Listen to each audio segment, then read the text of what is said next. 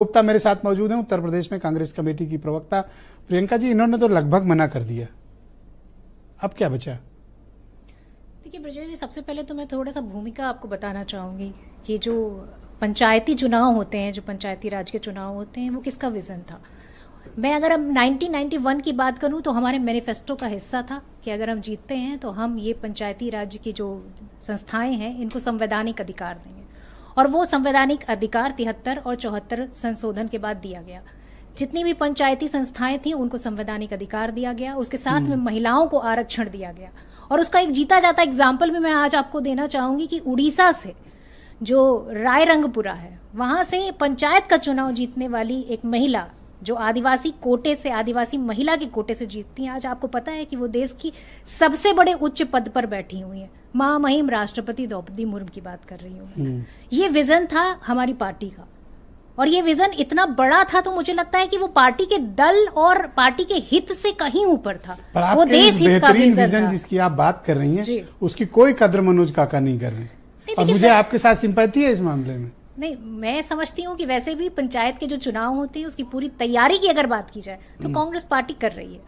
संगठन सृजन का जो प्रोग्राम होता है, अकेले नहीं, अकेले दुकेले की बात अभी नहीं कर सकते। क्यों नहीं बात करेंगे? इनसे पूछे तो चलेगा, आपसे ना पूछें। नहीं, बिल्कुल पूछिए, पूछना आपका काम है, अकेले हम जवाब दे रहे हैं आपको। हम सिर्फ इतना कहना चाहते हैं कि हमारी क्या अभी प्रक्रिया है, हम किस तरह से काम कर रहे हैं, वो मैं आपको थोड़ा सा इतना क्यों डर रही है सपा वालों से? अरे नहीं, डरने की बात नहीं, खुल के कहिए।